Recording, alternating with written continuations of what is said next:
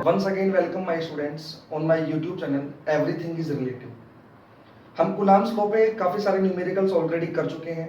4 video मैंने Coulomb's law के numericals पे ही अपलोड किए हैं, ओनली न्यूमेरिकल्स पे, और ये 5वां वीडियो है जो कुलाम्स लॉ के न्यूमेरिकल्स पे मैं आपके लिए बना रहा हूँ। लास्ट वीडियो में मैं आपको कुछ पेंडुलम से रिलेटेड क्वेश्चंस करवा रहा था, और मैंने आपको एंडिंग में कहा था कि पेंडुलम से रिलेटेड कुछ अच्छी प्रॉब्लम्स भी बनती हैं जो हम नेक्स्ट वीडियो में देखेंगे। तो इस वीडियो में वो मैं कुछ प्रॉब्लम्स और कवर कर रहा हूँ जो पेंडुलम से रिलेटेड क्वेश्चंस में बन सकती है, जो अच्छे लेवल के क्वेश्चंस में काउंट होते हैं। इसके अलावा भी हम और भी कुछ क्वेश्चंस देखेंगे इस वीडियो में। तो देखिए आज का पहला क्वेश्चन क्या है। अच्छा, पहला क्वेश्चन करवाने से पहले मैं आपको एक चीज और पढ़ाने वाला हूँ, वो है बेसिकली मैथ का टॉपिक है। आपने शायद मैथ में पढ़ा होगा या फिर आप पढ़ोगे 12th में लामीज थ्योरम। ठीक है, तो मैं आपको एक हल्का सा आइडिया देता हूँ लामीज थ्योरम का। मैं डिटेल में नहीं बता रहा क्योंकि वो एक मैथ का टॉपिक है। मैं आपको एक जनरल आइडिया दे रहा हूँ लामीज थ्योरम का कि लामीज थ्योरम क्या होती है, और उसको पढ़ाने का सिर्फ इंटेंशन मेरा ये है क्योंकि ये लामीज थ्योरम जो है वो हमको फिजिक्स के कई सारे न्यूमेरिकल्स में हेल्प कर देती है कई बार। मैं सिर्फ इलेक्ट्रोस्टैटिक की बात नहीं कर रहा, मैं मतलब ऐसा नहीं है कि लामीज थ्योरम जो है वो इलेक्ट्रोस्टैटिक के न्यूमेरिकल में हेल्प करेगी, फिजिक्स में कहीं पर भी हेल्प कर सकती है लामीज थ्योरम। ठीक है, तो मैं एक बार लामीज थ्योरम आपको बता देता हूँ, और अभी मैं आपको इसलिए बता रहा हूँ क्योंकि पेंडुलम से रिलेटेड जो क्वेश्चंस बनते हैं उनमें लामीज थ्योरम जो है ना वो काफी ज्यादा हेल्पफुल हो जाती है हमारे लिए कई बार। तो देखिए पहले सबसे पहले कि लामीज थ्योरम होती क्या है। ठीक है, उसके बाद में फिर मैं आज न्यूमेरिकल स्टार्ट करता हूँ आज के। तो देखो लामीज थ्योरम क्या होती है। पहले लामीज थ्योरम मैथ का टॉपिक है, डिटेल में मैं ज्यादा इसके बारे में बता नहीं रहा, हल्का से रफ आइडिया दे रहा हूं आपको। ये थ्योरम ये बोलती है कि अगर मान लो किसी भी एक पॉइंट पर 3 फोर्स लग रहे हैं और उन तीनों का नेट सम जो है वो 0 है, यानी मान लो कोई भी एक पॉइंट सपोज करो, मान लो ये कोई पॉइंट है, इस पर कोई 3 फोर्स लग रहे हैं, सपोज करो ये F1, यहाँ पे कहीं F2 और यहाँ पे कहीं F3। तो किसी पॉइंट पर अगर 3 फोर्स लग रहे हैं और इन तीनों का रिजल्टेंट 0 हो, means F1 vector plus F2 vector plus F3 vector बराबर 0 हो, तो उसका मतलब क्या हुआ, ये वाला पार्टिकल इक्विलिब्रियम में होना चाहिए क्योंकि नेट फोर्स 0 है। ठीक है, तो मतलब मैं कहने का ऐसा भी बोल सकता हूं, अगर किसी एक पार्टिकल पे 3 फोर्स लग रहे हैं और वो पार्टिकल अगर इक्विलिब्रियम में है तो आपका लामीज थ्योरम एप्लीकेबल होगी। तो लामीज थ्योरम की पहले तो कंडीशन यही है कि अगर किसी पार्टिकल पे 3 फोर्स लग रहे हैं तो उन तीनों फोर्स का जो रिजल्टेंट है वो 0 होना चाहिए, या यूं कह दो जिस पार्टिकल पे वो तीनों फोर्स लग रहे हैं वो पार्टिकल आपका इक्विलिब्रियम में होना चाहिए, तो ही आपकी लामीज थ्योरम एप्लीकेबल होगी। अदरवाइज आप लामीज थ्योरम एप्लीकेबल नहीं होगी, मतलब आप लगा नहीं सकते। तो ऐसा नहीं है कि आपने कोई इक्वेशन देखा और आपने टिका दी उस पर लामीज थ्योरम, ऐसा नहीं होना चाहिए। पहले आपको ये देखना भी पड़ेगा कि 3 फोर्स लग रहे हैं कि नहीं लग रहे, और उन तीनों का रिजल्टेंट 0 हो रहा है कि नहीं हो रहा है। तो सपोज करो यहाँ पे कोई भी एक पॉइंट है जिसपे ये तीनों फोर्स लग रहे हैं, और मान लो यहाँ पे इन तीनों का जो रिजल्टेंट है वो 0 है, दैट मींस ये पार्टिकल आपका किस पे है, इक्विलिब्रियम में है। तो लामीज थ्योरम क्या बोलती है, लामीज थ्योरम ये बोलती है, सपोज करो यहाँ पे इसके बीच का एंगल जो है वो θ1 है, मान लो ये वाला जो एंगल है वो θ2 है, और मान लो ये वाला जो एंगल है वो θ3 है। तो लामीज थ्योरम ये बोलती है कि F1 अपॉन साइन θ1, मतलब F1 अपॉन इसके अपोजिट एंगल, मतलब F1 के अपॉन में वो वाला साइन वाला एंगल आएगा जो बचे हुए दो फोर्स के बीच में है। तो F1 अपॉन क्या आएगा, जो F2 और F3 के बीच में एंगल बन रहा है उसका साइन। ऐसे F2 अपॉन में क्या आएगा, F2 अपॉन में आएगा इसके अपोजिट वाला एंगल। इसके अपोजिट वाला एंगल कौन सा है, θ2, या ऐसे बोल दो जो F1 और F3 के बीच में बन रहा है। तो F2 अपॉन आएगा sign θ2 equals to F3 upon, अब F3 के अपोजिट में कौन सा एंगल है, θ3, तो F3 के अपॉन में नीचे लिखा जाएगा साइन θ3। तो अगर कोई पार्टिकल इक्विलिब्रियम में है और उस पर 3 फोर्स लग रहे हैं तो लामीज थ्योरम बोलती है F1 upon sine θ1 equals to F2 upon sine θ2 equals to F3 upon sine θ3 होगा। आ रही है बात समझ में, ये लामीज थ्योरम का स्टेटमेंट है। इसका प्रूफ हो सकता है आपको मैथ में करवाया भी जाएगा, तो वहां पे आप इसका प्रूफ देख सकते हो। बस यहाँ पे मैं स्टेटमेंट आपको बता रहा हूँ। तो क्या क्या याद रखना है, मतलब लामीज थ्योरम केवल तभी एप्लीकेबल है जब किसी बॉडी या पार्टिकल पर जिस पर 3 फोर्स लग रहे हैं वो आपका किस में हो, इक्विलिब्रियम में हो। तो अगर वो इक्विलिब्रियम में है तो हम बोल देंगे F1 अपॉन साइन θ1 बराबर होता है F2 अपॉन साइन θ2 बराबर होता है आपका कितना, F3 अपॉन साइन θ3। ठीक है, तो ये लामीज थ्योरम का स्टेटमेंट है। आप चाहो तो एक बार फटाफट से इसको नोट कर सकते हो, डिटेल में आपको मैथ में पढ़ाया जाएगा, तो ज्यादा इसके अंदर मैं डेप्थ में नहीं जा रहा। अब ये कैसे लगानी है, कैसे अप्लाई करनी है, उसके लिए मैं आपको थोड़ा सा एक हल्का सा आइडिया भी दे देता हूँ। तो आप चाहो तो स्क्रीनशॉट ले सकते हो या फिर एक बार वीडियो पॉज करके आप इसको नोट कर लीजिए, मैं फिर रफ कर रहा हूँ इसको। ठीक है, मैं रफ कर रहा हूं इसको। अब देखिए, अभी अभी मैंने आपको लामीज थ्योरम के बारे में बताया है, ठीक है। अब लामीज थ्योरम को अप्लाई करने के लिए मैं आपको एक क्वेश्चन करवा रहा हूँ। कल मैंने आपको जो क्वेश्चन करवाए थे उन्हीं में से मैं एक क्वेश्चन दोबारा से रिपीट कर रहा हूँ। ये मैं सिर्फ इसलिए करवा रहा हूँ ताकि आपको लामीज थ्योरम कैसे अप्लाई करते हैं वो करना आ जाए आपको, ठीक है। तो कल मैंने आपको कुछ क्वेश्चंस करवाए थे, उसी में से मैंने एक क्वेश्चन उठाया है। कल मैंने इसी क्वेश्चन को अलग मेथड से करवाया था, मतलब कल मतलब लास्ट वीडियो में बेसिकली। तो लास्ट वीडियो में मैंने इस क्वेश्चन को थोड़ा अलग तरीके से करवाया था। आज मैं इसी क्वेश्चन को जो है वो लामीज थ्योरम से सोल्व कर रहा हूँ। तो पहले देखिए क्वेश्चन क्या है और क्या पूछा गया है, और फिर उसका सॉल्यूशन अपन लामीज थ्योरम से निकालने की कोशिश करेंगे। तो क्वेश्चन हमको ये बोला गया है कि दो दो स्फेरिकल बॉल्स हैं, और दोनों स्फेरिकल बॉल्स जो हैं उनकी रेडियस नेग्लिजिबल है, यानी मैं इनको पॉइंट ऑब्जेक्ट मान सकता हूँ। तो दो स्फेरिकल बॉल है, दोनों आपका नेग्लिजिबल रेडियस की है, इनका मास जो है वो सेम है 100 ग्राम 100 ग्राम, और दोनों को बराबर बराबर चार्ज दिया गया है, इसको भी 20 माइक्रोकूलम और इसको भी 20 माइक्रोकूलम। तो जब दोनों को चार्ज दे दिया तो जो बॉल्स पहले सीधी थी अब वो थोड़ी सी उठ जाएंगी आपकी। तो ये दोनों जो है ना वो रिपल्शन की वजह से थोड़ी सी उठ गई, क्योंकि इनके बीच में क्या लगेगा, रिपल्शन लगेगा। उस रिपल्शन फोर्स की वजह से ये दोनों बॉल्स आपकी क्या हो गई है, उठ गई है, ठीक है। और दोनों जो है वो वर्टिकल से थीटा एंगल पे जाने के बाद रुक गई, यानी ये वर्टिकल से थीटा एंगल पे उठ के रुक गई और ये वाली भी वर्टिकल से थीटा एंगल पे आके रुक गई। इसका मतलब थीटा एंगल पे जाने के बाद इनके ऊपर नेट फोर्स 0 हो गया होगा, तभी तो वहां पे जाके ये रुक गई, क्योंकि वहां पे ये इक्विलिब्रियम में आ गई। बात समझ में आ रही है क्या कहना चाह रहा हूँ। अब क्वेश्चन आपसे क्या पूछा गया है, क्वेश्चन आपसे ये पूछा गया है कि वर्टिकल से ये जो एंगल बनाया है इन्होंने ये कितना होगा, और स्ट्रिंग में जो टेंशन आएगा वो कितना होगा। बात समझ में आ रही है क्या कहना चाह रहा हूँ कि दो स्फेरिकल बॉल्स है, नेग्लिजिबल रेडियस की बॉल्स है, दोनों पे मास 100 ग्राम है, दोनों पे चार्ज 20 माइक्रोकूलम है, दोनों की length of the string same है, पॉइंट ऑफ सस्पेंशन जो है दोनों का कॉमन है। वर्टिकल से थीटा एंगल पे दोनों के दोनों इक्विलिब्रियम में है, वर्टिकल से थीटा एंगल पे दोनों कैसे हैं आपकी, इक्विलिब्रियम में है। तो ये जो थीटा है इसकी वैल्यू कितनी होगी, और इस स्ट्रिंग में जो टेंशन लगेगा उस टेंशन की वैल्यू जो है वो कितनी होगी, ये हमको कैलकुलेट करना है।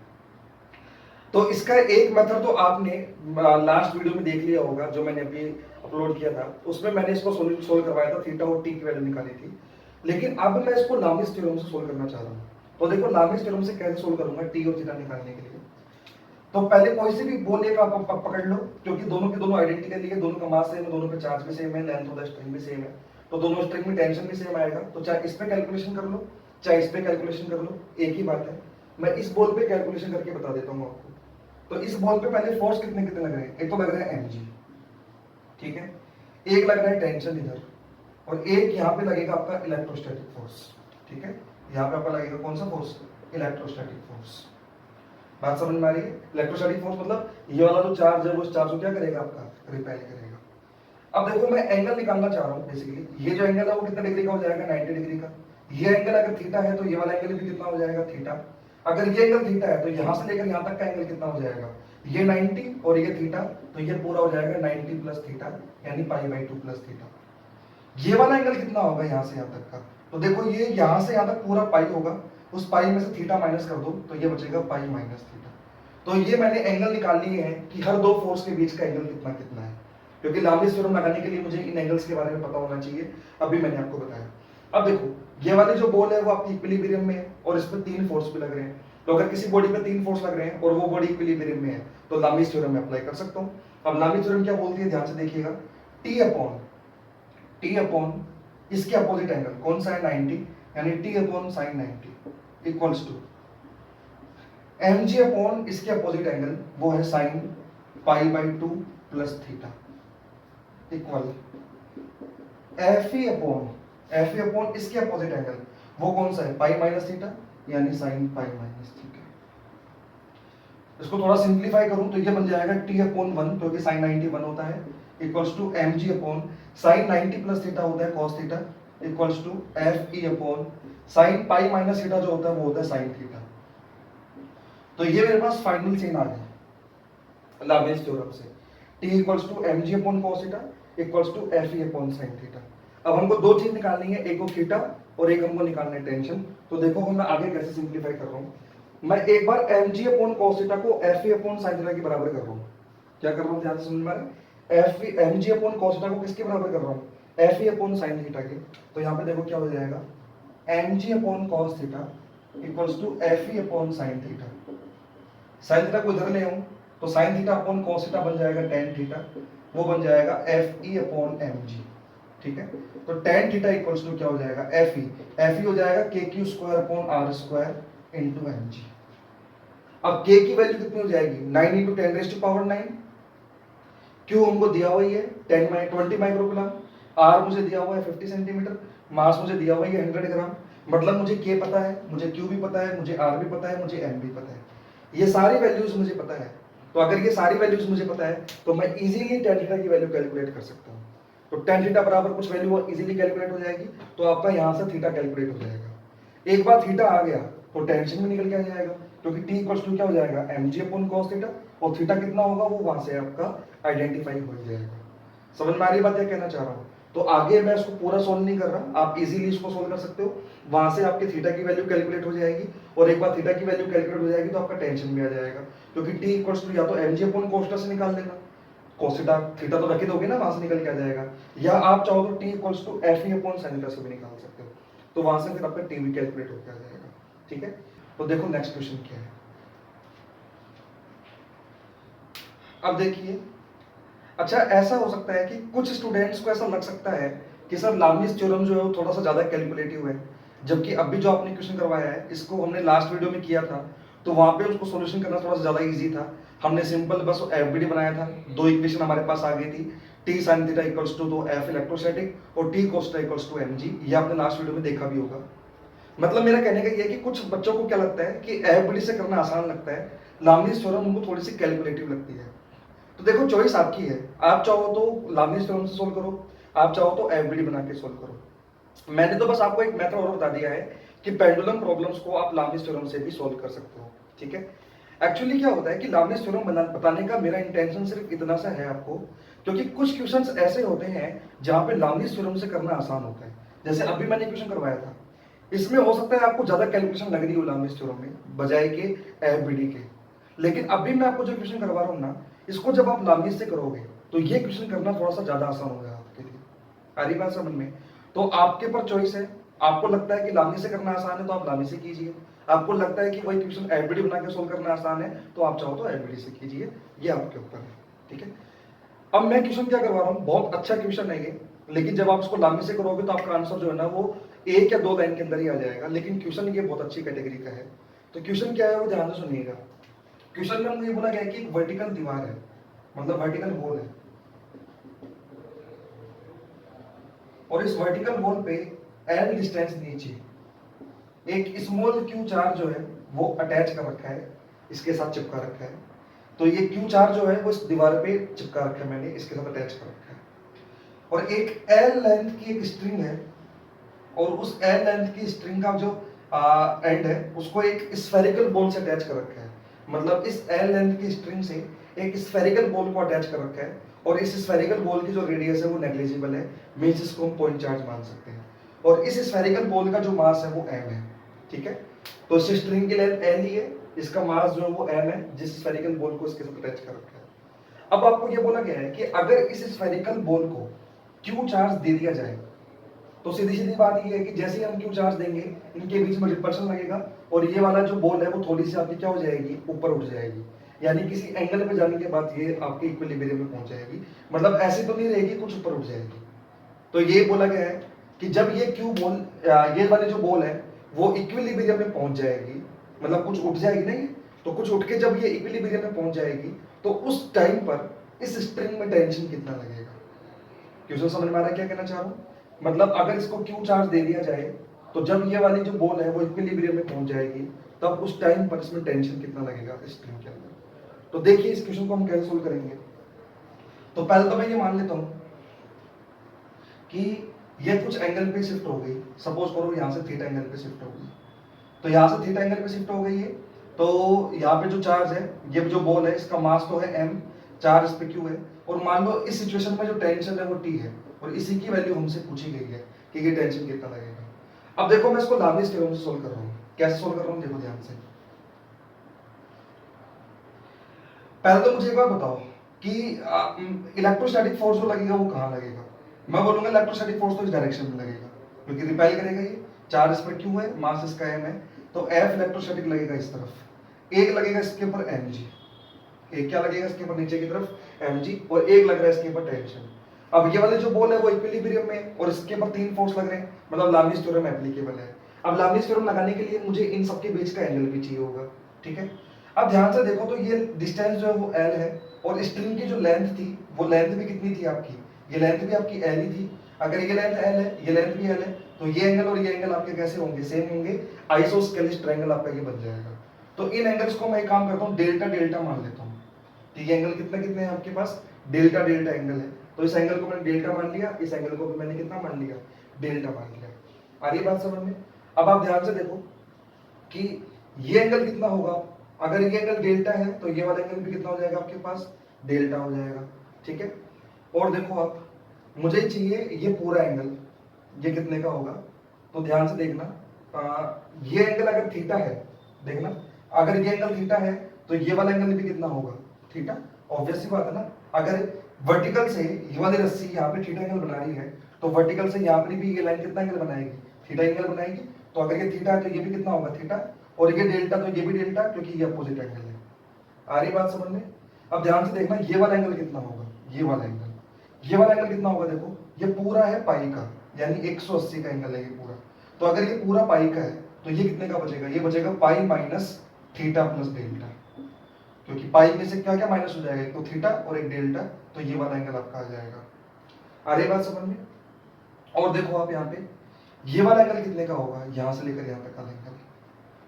तो अगर मैं यहां से लेकर यहां तक का एंगल चेक करूं तो ये कितना हो जाएगा, ये हो जाएगा आपके पास पाई माइनस डेल्टा। समझ में आ रही बात है, कहना चाह रहा हूं, ये वाला जो एंगल होगा कितने का हो जाएगा आपके पास, पाई माइनस डेल्टा, क्योंकि ये पूरा एंगल पाई का है, तो उसमें से डेल्टा माइनस कर दूंगा तो ये एंगल कितने का हो जाएगा, पाई माइनस डेल्टा का, ठीक है। अब हमको लामीज थ्योरम अप्लाई करनी है, तो लामीज थ्योरम कैसे अप्लाई करूंगा, ध्यान से देखिएगा। टी अपॉन में क्या लिखूंगा, देखो टी अपॉन में इसके अपोजिट एंगल, इसके अपोजिट एंगल कौन सा है, ये वाला, और ये कितने का है, थीटा प्लस डेल्टा का। तो टी अपॉन में क्या आ जाएगा, sine theta plus delta equals to mg upon इसके अपोजिट एंगल, इसके अपोजिट एंगल कौन सा हो जाएगा, पाई माइनस डेल्टा, यानी sine pi minus delta equals to क्या आएगा, fe अपॉन उसके अपोजिट एंगल।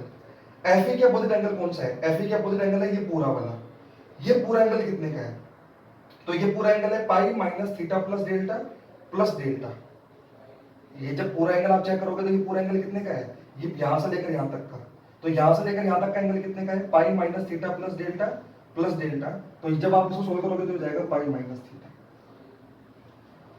समझ में आ रही बात क्या की है यहाँ पे मैंने सिंपल ये एंगल्स लिखे हैं कि एंगल्स कितने कितने के हैं। आई होप कि आपको समझ में आया होगा।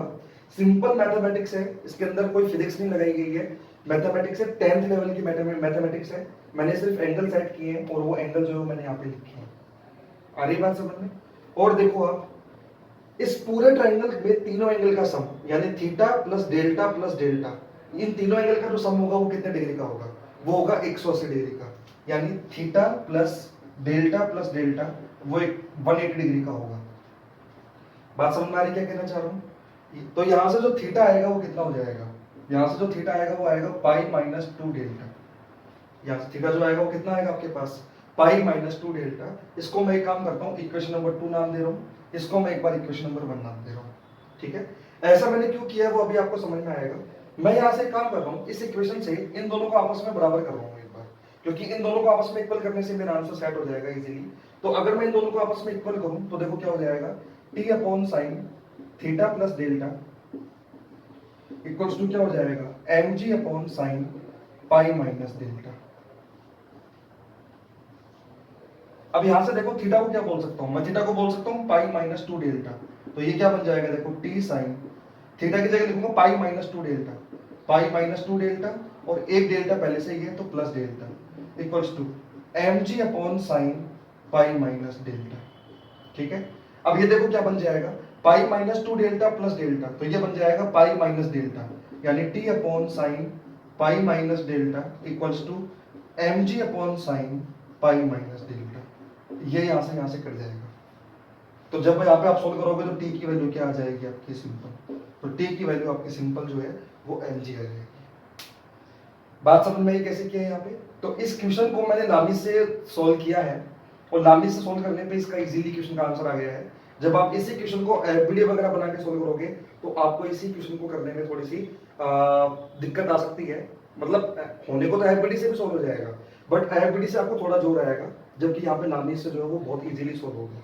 ये तो मैंने आपको एक्सप्लेन किया है, इसलिए थोड़ा टाइम कंज्यूम हुआ है। जब आप खुद से करते तो आप इसको जल्दी से सोल्व करके इजीली निकाल सकते थे t इक्वल्स टू mg। ठीक है, तो आई होप कि आपको समझ में आया होगा कि लामिनी थ्योरम हम कैसे अप्लाई करते हैं और कैसे हमारे लिए यूजफुल है। ठीक है, तो आप चाहो तो इस क्वेश्चन को नोट कर सकते हो। मैं बढ़ रहा हूँ अब अगले क्वेश्चन पे, तो देखते हैं नेक्स्ट क्वेश्चन क्या है। अब देखिए नेक्स्ट क्वेश्चन क्या है मेरा। नेक्स्ट क्वेश्चन में हमको ये बोला गया है कि दो स्फेरिकल बॉल्स हैं नेग्लिजिबल रेडियस की, उनका मास m है और उनके पर चार्ज जो है वो स्मॉल q है, और दोनों वर्टिकल से 30 डिग्री के एंगल पे जो है वो इक्विलिब्रियम में है, और दोनों की जो स्ट्रिंग है उनकी लेंथ l है। मतलब दोनों वर्टिकल से 30 डिग्री के एंगल पे आके इक्विलिब्रियम में पोजीशन पे पहुंच गई, यानी वर्टिकल से 30 डिग्री के एंगल पे दोनों के दोनों रेस्ट पे हैं। ठीक है, अब आपको ये बोला गया कि अगर मैं इन दोनों बॉल्स को थोड़ा सा ऊपर उठा दूं, सपोज करो मैं इन दोनों को थोड़ा सा ऊपर उठा दिया, मान लो 60 डिग्री के एंगल तक ले गया, मान लो इस बॉल को भी कितने डिग्री के एंगल तक ले गया, 60 डिग्री के एंगल तक ले गया, और इस वाली बॉल को भी ऊपर उठा के कितने डिग्री के एंगल तक ले गया, 60 डिग्री के एंगल तक ले गया। मान लो यहाँ पे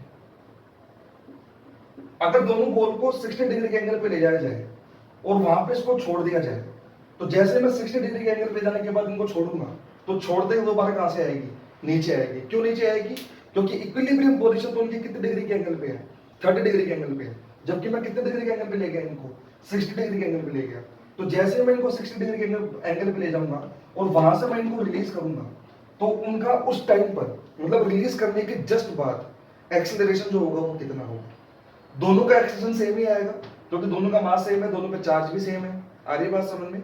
तो चाहे आप इस बॉल का एक्सीलरेशन निकाल दो 60 डिग्री पे ले जाने के बाद, जस्ट रिलीज करने के बाद कितना होगा, या फिर इसका निकाल दो कि 60 डिग्री के एंगल पे ले जाने के बाद जब रिलीज किया जाए तो रिलीज करने के जस्ट बाद इसका एक्सीलरेशन कितना होगा। ठीक है, तो आप वीडियो को पॉज कीजिए, थोड़ा सा दिमाग लगाइए इसके बारे में कि 60 डिग्री पे ले जाने के बाद जब इनको रिलीज किया जाए यानी छोड़ा जाए तो इनका एक्सीलरेशन जो होगा उस टाइम पर वो कितना होगा।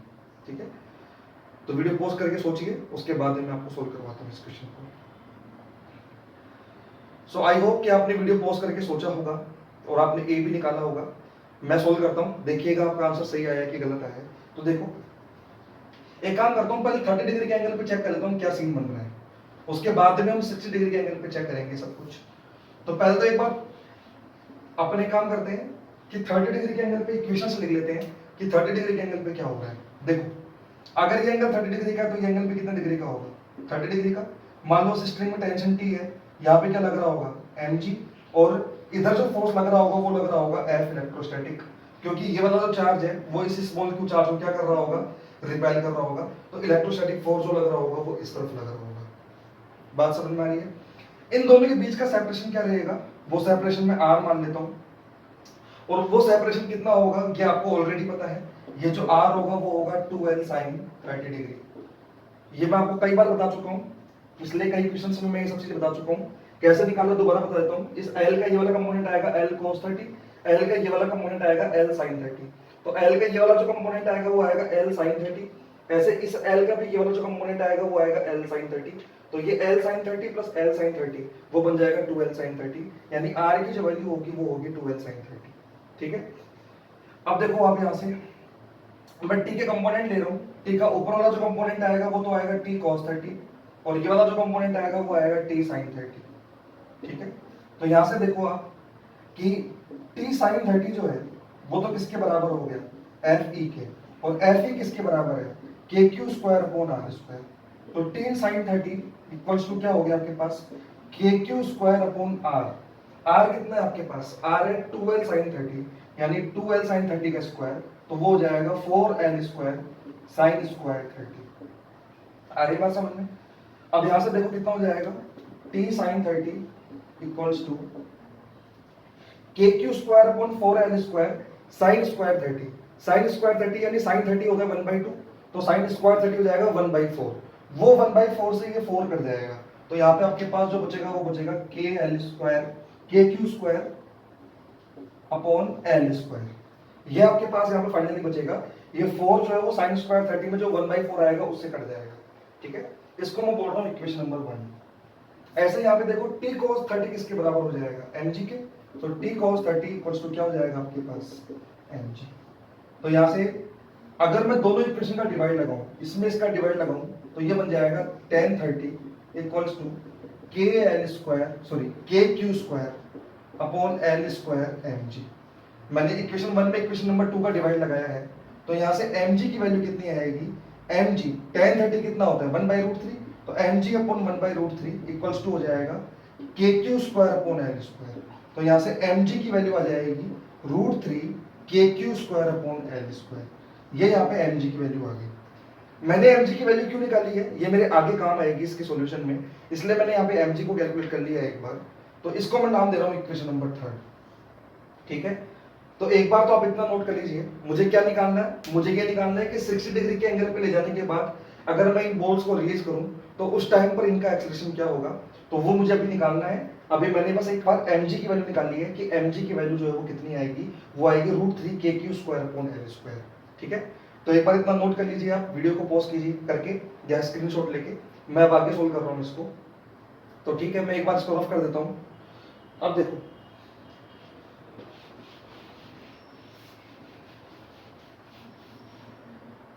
मैं mg की वैल्यू को एक बार साइड में कहीं नोट कर लेता हूँ कि mg की वैल्यू कितनी है ये, ठीक है।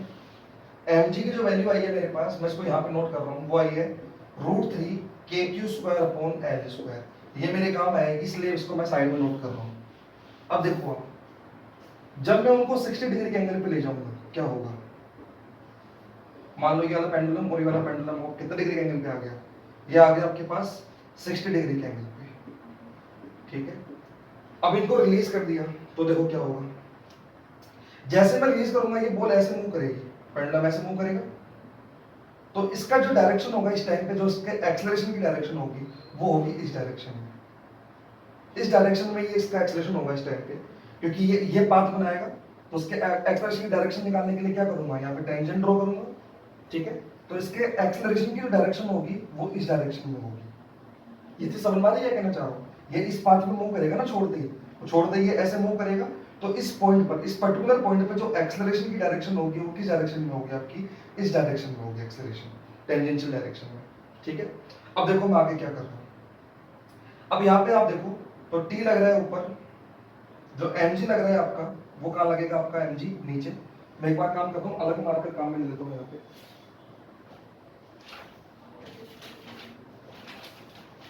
यहाँ पे देखो आप, mg लगेगा नीचे, आ रही बात समझ में। और देखो आप एक लगेगा F इलेक्ट्रोस्टैटिक्स, क्योंकि ये वाला जो चार्ज है Q, वो इस Q चार्ज को क्या करेगा, रिपेल करेगा, तो F इलेक्ट्रोस्टैटिक लगेगा इस तरफ, और A से जो है वो इस डायरेक्शन में मूव करेगा, तो MA तरफ जाएगा ऊपर की तरफ, इस डायरेक्शन में लग जाएगा MA। ये चीज समझ में आ रही है, क्या कहना चाह रहा हूँ। छोड़ दे A एक्सेलरेशन से नीचे आएगा तो MA का लग जाएगा आपका ऊपर लग जाएगा, ठीक है। अब मैं थोड़ी सी कैलकुलेशन और कर रहा हूँ, ध्यान से देखिएगा।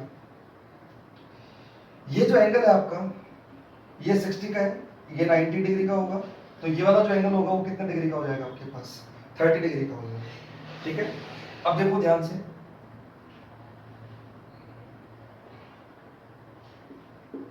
अब ध्यान से देखिएगा, मैं ये वाला एंगल निकालना चाह रहा हूँ कि ये एंगल कितने का होगा। देखो ये जो डायरेक्शन है वो टेंजेंशियल डायरेक्शन है, और ये आपका जो टेंजेंट है वो इस लाइन की कैसी होगी, परपेंडिकुलर। बेसिकली ये इस पाथ में मूव करेगा ना, तो अगर ये इस पाथ में मूव कर रहा है तो ये इस लाइन के बीच में और टेंजेंशियल डायरेक्शन के बीच में जो एंगल बनेगा वो कितने डिग्री का बनेगा, यहाँ पे ये बनेगा 90 डिग्री का, क्योंकि एक तरह से ये रेडियस का काम कर रहा है ना। तो अगर मैं एक सर्कुलर पाथ बनाऊं, तो ये अगर रेडियस है और ये अगर टेंजेंट है, तो ये आपस में कैसे होते हैं, परपेंडिकुलर तो होते हैं। तो अगर ये इस पाथ में मूव कर रहा है, ये एक तरह से आर्क मान लेता हूँ, तो ये इसकी टेंजेंट है, तो ये वाली लाइन एक तरह से रेडियस जैसा काम कर रही है, तो मतलब ये लाइन और ये जो टेंजेंशियल वाली लाइन है, इनके बीच में जो एंगल बनेगा वो कितने डिग्री का बनेगा, वो बनेगा आपका 90 डिग्री का। तो अगर ये एंगल 90 डिग्री का बन रहा है, तो देखो अब क्या होगा, यहाँ पे ये 90 का है, ये 60 का है, 30 का है सॉरी, तो ये एंगल जो बन जाएगा वो आपको कितने डिग्री का बन जाएगा, 60 डिग्री का बन जाएगा। अरे बात समझ में। तो ये एंगल 60 डिग्री का हो गया।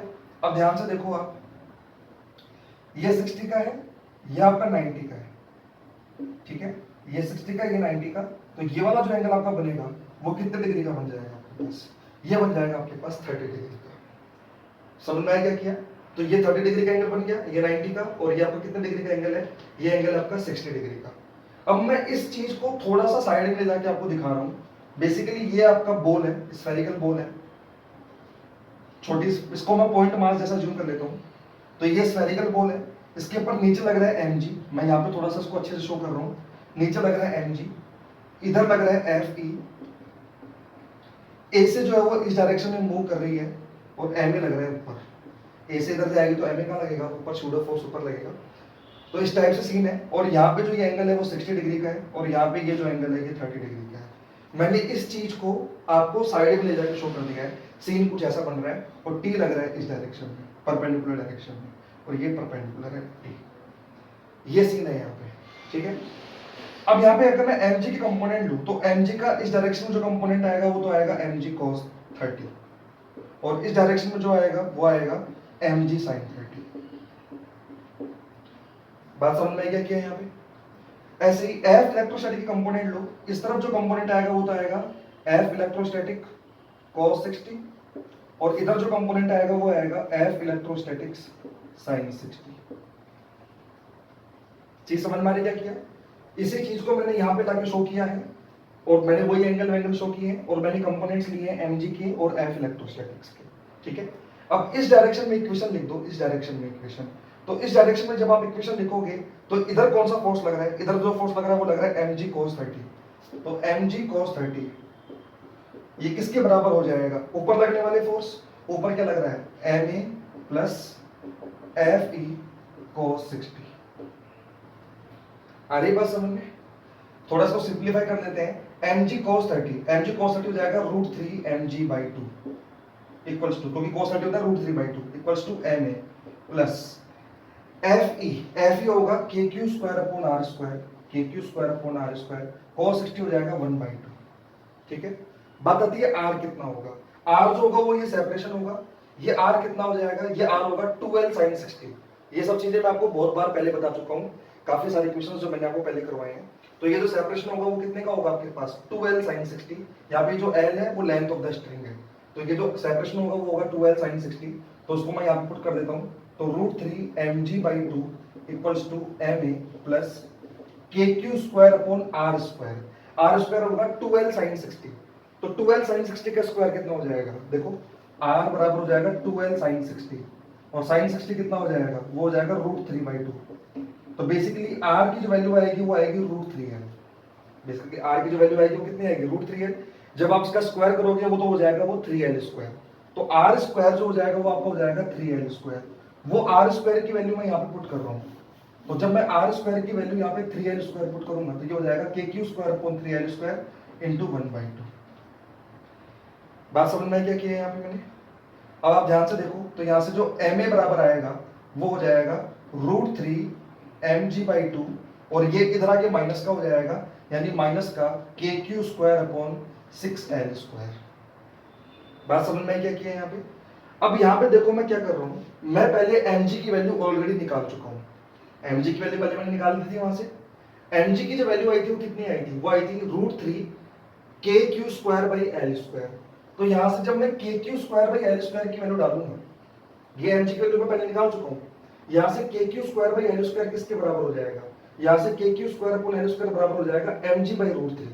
तो यहाँ पे मैं kq²/l² की जगह पुट कर रहा हूँ mg/√3, तो यहाँ से जो ma होगा वो हो जाएगा √3 mg/2 माइनस 1/6 इंटू kq²/l², और kq²/l² है mg/√3, तो ये हो जाएगा mg/6√3, क्योंकि 6 तो पहले से ही है, 6 के साथ √3 और आ गया आपका, यहाँ से m से m क्या हो जाएगा आपका, कैंसिल आउट हो जाएगा।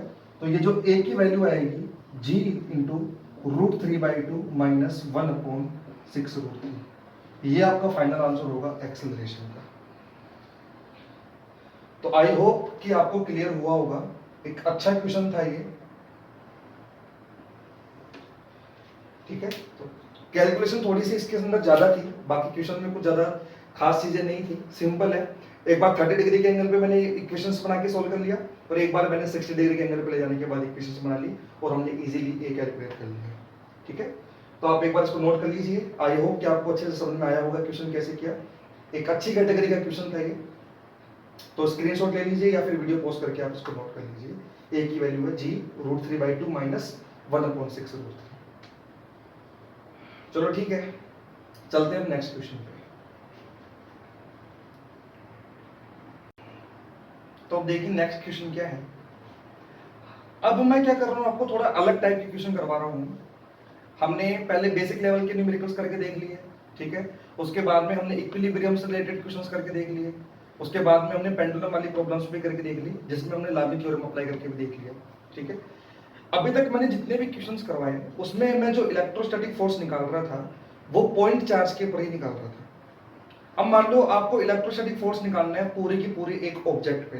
जैसे सपोज करो मैं आपको ये बोल दिया एक रोड है, उस रोड को मैंने पूरा चार्ज कर दिया। अब उस रोड की वजह से किसी चार्ज पर कितना फोर्स लगेगा, या मान लो मैं आपको ये बोलूं एक रिंग है, उस रिंग को मैंने चार्ज कर दिया, तो उस चार्ज रिंग की वजह से कितना फोर्स लगेगा। या एक डिस्क है, उस पूरी डिस्क को मैंने चार्ज कर दिया, तो उस डिस्क की वजह से जो है वो कितना फोर्स लगेगा। तो अभी तक तो जो हम फोर्स निकाल रहे थे वो पॉइंट चार्ज की वजह से निकाल रहे थे। अब हम क्वेश्चन करेंगे जहां पे मुझे फोर्स जो है वो पूरी की पूरी एक चार्ज बॉडी की वजह से निकालना होगा। बात समझ में आ रही क्या कहना चाह रहा हूं? ठीक है, तो ऐसे क्वेश्चन करवाने से पहले मैं आपको 11th का हल्का सा एक रिवाइज करवा देना चाहता हूँ, क्योंकि 11th की कुछ टर्म्स हैं जो यहाँ पे भी बनने वाली है, तो उनके बारे में मैं आपको बताना चाह रहा हूँ। आपने वहां पे 3 टर्म पढ़ी होगी। एक तो पढ़ा होगा आपने linear mass density, linear mass density को आपने लैम्डा से इंडिकेट किया होगा। एक आपने पढ़ा होगा सरफेस मास डेंसिटी, ठीक है, उसको आपने सिग्मा से इंडिकेट किया होगा। ठीक है, और एक आपने पढ़ा होगा वॉल्यूमेट्रिक मास डेंसिटी, जिसको आपने रो से इंडिकेट किया होगा। ठीक है, लैम्बडा को आपने नाम दिया होगा m/l 11th क्लास में, इसको नाम दिया होगा m/a, इसको नाम दिया होगा आपने m/v। मतलब linear mass density, surface mass density और वॉल्यूमेट्रिक मास डेंसिटी, इसके नाम आपने सुने होंगे, या तो आपने रोटेशन में सुना होगा और एक आपने इसको ग्रेविटेशन में भी सुना होगा। ठीक है, अगर आपको याद नहीं आ रहा है तो कोई बात नहीं, ऐसी चीज यहाँ पे भी आने वाली है, उसके बारे में मैं आपको बता रहा हूँ। जैसे वहां पे लीनियर मास डेंसिटी हुआ करती थी, ऐसे यहाँ पे आएगी लीनियर चार्ज डेंसिटी। जैसे वहां पे सरफेस मास डेंसिटी हुआ करती थी, ऐसे यहाँ पे आएगी सरफेस चार्ज डेंसिटी। जैसे वहां पे वॉल्यूमेट्रिक मास डेंसिटी हुआ करती थी, यहाँ पे ऐसा आएगा वॉल्यूमेट्रिक चार्ज डेंसिटी। क्या होती है ये? तो 11th में तो वैसे आपने पढ़ रखा है, लेकिन फिर भी मैं आपको दोबारा से बता रहा हूँ। जैसे यहाँ पे लीनियर चार्ज डेंसिटी आएगी लैम्डा, तो लीनियर चार्ज डेंसिटी क्या होती है पहले वो समझो। लैम्डा क्या होता है? लैम्डा को बोलते हैं अपन क्या? Linear charge density. क्या होती है इसके बारे में समझना आप। सपोज करो मैंने कोई ऐसा ऑब्जेक्ट ले लिया जिसकी लेंथ तो है लेकिन उसकी विड्थ और उसकी हाइट जो है नेग्लिजिबल है। सपोज करो मैंने एक वायर ले लिया, ठीक है, अगर मैं एक वायर की बात करूं और अगर मैं उसको वायर को चार्ज दूं तो वो चार्ज किस में डिस्ट्रीब्यूट होगा? तो मैं बोलूंगा चार्ज जो होगा वो उसकी लेंथ में डिस्ट्रीब्यूट होगा, क्योंकि उसकी जो विड्थ है और उसकी जो हाइट है वो तो नेग्लिजिबल है। तो मोटा मोटा अगर मैं उसको चार्ज दूं तो वो चार्ज जो है उसकी पूरी लेंथ में डिस्ट्रीब्यूट हो जाएगा।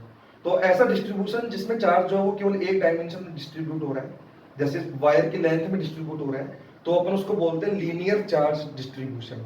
ठीक है, जैसे एक रिंग मान लो, अगर मैं रिंग को चार्ज दूंगा तो सिर्फ कहां पे जाएगा? उसकी सरकमफेरेंस में जाएगा, मतलब उसकी लेंथ में जाएगा। जैसे रिंग को अगर मैं काट के खोल लूं तो बेसिकली उसकी सरकमफेरेंस क्या बन जाएगी? एक तरह से उसकी लेंथ ही तो है।